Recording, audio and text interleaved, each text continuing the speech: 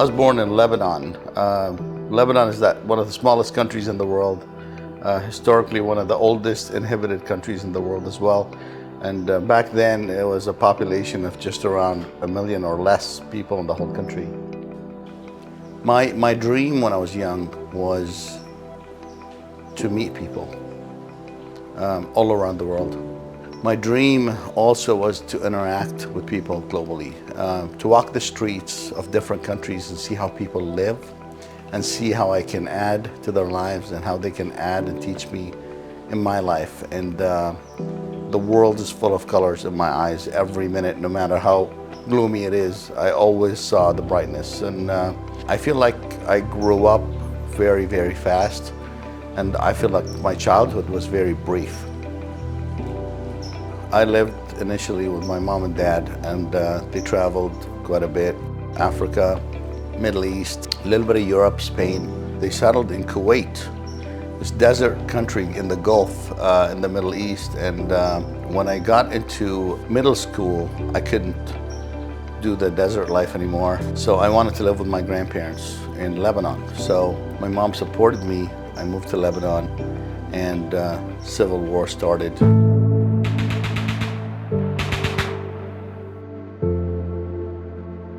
They weren't able to come visit.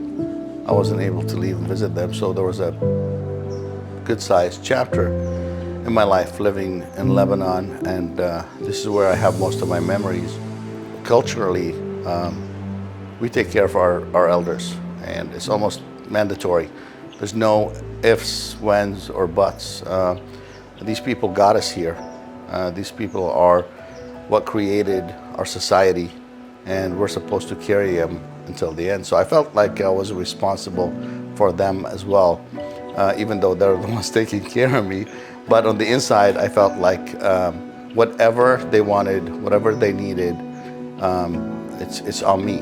Actually brings you down, makes you even more humble, and teaches you a different perspective and makes you look at things differently in life. I wanted to come to school in the US. So I remember there was no US embassy in Lebanon. It was closed because of the war. So I drove about 3 or 4 hours with my aunt to Syria. And I stood in a line of 5,000 people trying to get a visa. And they weren't given visas at the time. And I was one of 5,000 people that they gave a visa to. I waited in line. I was like one of the last 5 or 6 people there. And of course, people were trying to flee war, so they weren't just giving visas and issuing it to everyone. But when I got there, I remember the consulate. She asked me, why do I want to go to the US? And I told her I want to go to school. And visa, see you later. And then less than 3 months, I jumped over a plane and I came. I remember getting off the plane, and I was so scared. I was so scared.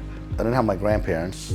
I didn't have my mom, my dad. I didn't have my brothers. I didn't have my friends. I didn't have my culture. Didn't have my language. So right when that door opened up and those stairs, I looked around and I just saw a different world. You have to respect where you came from. Having culture puts a different set of responsibilities on your back. And it's that mindset. It's a mindset of positivity. It's about your family, it's about your grandparents, it's about how do you help them succeed so we can live another day. When I started going to college, I just hated it. LA was way too much for me. So I kind of drove up north 2.5, 3 hours to a little place called Fresno back then. Now Fresno's big. And I actually went to college in Fresno, and I was studying architecture. I didn't know what I wanted to do in life, except wanting to be like my dad. So I started studying architecture. He was an engineer, civil engineer, and an architect, and I wanted to be like him. So that's what I started studying. I think a huge learning lesson for me is when I came to the United States, and I was able to witness the melting pot. I started to ease a little bit into being different and learning that everybody in America is different, and I'm just part of everybody. How can you live with people that believe in different things and still accept them? How do you share commonalities and respect differences? And that was, I would say, this has been one of the biggest lessons I've ever learned in life, as I've taken everything that I've known when I was younger, and I had to learn from different people. Ignorance was fear, and fear was ignorance. And as you get deeper and you learn more about people, you'll find out at the end of the day that we are all absolutely the same. With all our differences, we are absolutely the same. And this is what helped me grow in communications and creating relationships. The whole family is into health and the health industry. I have two uncles that have had stores for well over 40 years. Extremely successful, extremely happy doing what they do.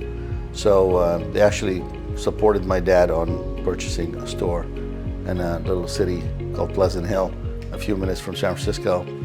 And so my dad buys the store, and I get a phone call, and he's telling me, hey, the summer is coming up, why don't you take that semester off and just come to the store and watch it over for me for a few months, and I'm gonna go and bring your mom and brothers over to the US. This is when I got a tiny little VW with no shocks, 3 different wheels, nice black little hatchback.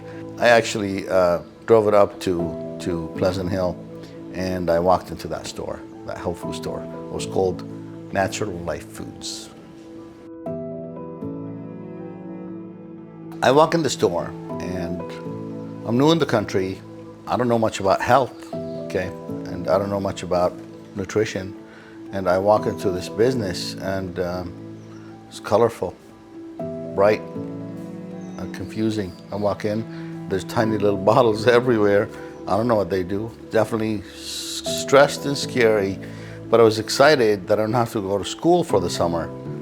So I didn't care. I was gonna, okay, let's do it. And there was a nutritionist running the store at the time. So I walk in the store, her name was Marilyn, and she greeted me. My dad was still there, and he's like, okay, Marilyn's gonna help you, teach you some stuff. I'll be back before the end of the summer so you can go back to school. First day, I see people walk in, and there wasn't much business, a little bit of activity, but kind of constant flow. A person would walk in every hour or two. I started seeing Marilyn interact with people and talk about them, and it was like way over my head. I didn't know what vitamin A is, what glucosamine is, what MSM is, what collagen is. There was no collagen back then, and the industry was very, different, of course, but it was definitely overwhelming. When you walk into a store like this and you see so many bottles and you don't know what anything does, what you're supposed to do except make the deposit every evening, it's definitely a scary feeling. So I had to learn how to do everything, and I had to learn what everything does, and I had to learn where everything is, and I had to learn how to run the store to keep it open. You can't go on a computer and search what something does, and people are walking in and they're telling me, hey, do you have something for the eyes? I'm like, ooh, right? So it was embarrassing. It was embarrassing because people made remarks like, who leaves a kid at a store? They would tell me straight to my face. They'll be like, where's Marilyn? I'll be like, I'm sorry, she didn't show up. And I'm trying to. And they're like, who are you? I'm like, well, my dad bought the store. And they knew the last owner. They were like upset at everything, and I understand. And I just felt I was helpless, and without the support of Father Google, back in the day, and I had to actually start cracking open some books. And I remember Prescription for Nutritional Healing, one of my first books that I opened. I was 7th edition or something like that, and I started reading, and it was unbelievable what the products do, what vitamin A does. I learned from vitamin A to Z, all the nutrients. And as I started learning and studying, little by little, a person would come in and they would ask me, hey, can you help me find something for this, right? And I was eventually able to recommend something for them that would help them. And that was a huge win for me, because I felt empowered, and I felt that I'm able to learn and grow. And the reward part came weeks or a few months later when I started seeing the same person again the second time, and they would give me a compliment. And they're like, well, we just want to tell you thank you so much, and this is working great, and we feel better. And I'm like, wait, I was able to help this person and their family. It was a different kind of weight, where it kind of brought back my past, responsibility part, right? And I felt like I can actually do this. I love studying it. I love learning that industry. Little by little, I started learning more and more and more. Vitamins, minerals, amino acids, peptides, fibers, carbohydrates, fats, what they do. And I started doing night school at a local college, doing some nutrition. And I started diving deeper and deeper into it. And my food was people coming back and encouraging me and telling me, we're impressed. You're doing a good job. Thank you. You're helping us feel better. And I'm like, how can I not do this? I'm super committed to this. And I remember my father calling me 2.5, 3 months later, telling me, hey, I'm not gonna be coming back. Your mother and your brothers, they don't want to come to the US. They want to stay in Lebanon. And he said, just go sell the store and send us the money and just go back to school. I don't believe it was an option. My life was studying nutrition in the morning, working with people, and studying nutrition at night in school. So I really didn't have an option. I just lived it. And as I lived it, it just started to grow on me. The people that I would meet with, I felt responsible for them. To give me an opportunity to be able to serve them and help them, and telling me thank you and giving me their money. I'm like, why would I think of anything else? And these people kind of depend on me. I can't let them down. That was it. That was my mentality. As I started learning about ingredients and products, you have this proud feeling. There's people that actually expect me to be on top of the industry in knowledge, what everything in the store does and why, how biology and chemistry and physics work inside anatomy inside your system, and how your body reacts from genetics to epigenetics and your surroundings. So that was one part of it. The second part of it is the sense of responsibility of delivering quality for somebody that, again, is investing in me, their health, their money. So I'm responsible for that. So a few years into the industry, there was a lot of controversy on some big brands putting wrong ingredients in the products and fooling people, deceiving people. So there was a show 2020 still airs right now. There's an episode about some of the biggest brands in the industry, and some of them I sold at the store. They actually were guilty of having houseplants inside their capsules that they're selling people. And I just freaked out. I couldn't trust anything and anyone. I started calling companies, asking for certificates of analysis, which they didn't even know what it was back then. There was no quality control. I started talking to owners, suppliers, manufacturers to find something I can depend on, right? Something I know. If it says 500 milligrams, it better have 500 milligrams. Because I studied, the 400 doesn't do the job. You need 500 3 times a day. This is when I dive deep into manufacturing, raw materials, learning about ingredients, learning about the source of an ingredient, learning about uniqueness of an ingredient. The percentage of active ingredient actually matters. And the blend of what you put it with and how it synergistically works together, how to give people the results is extremely important. As I started talking to manufacturers and sourcing raw materials, I wanted to put a product together. I remember the product, it was a prostate formula. All these men are coming in and trusting me. These women are coming in and buying the stuff for their husbands. And the top 3-4 brands got hit selling house plants, and I'm guilty. No way I'm gonna let these people down. So I'm like, okay, as I'm making calls, sourcing and manufacturing, there's $10 and $20 a pound. Then there's 60 and 70 a pound and 100 a pound. I'm like, why? Why can you buy $10 a pound, $100 a pound, and even $300 a pound? And I learned something that I will never ever forget.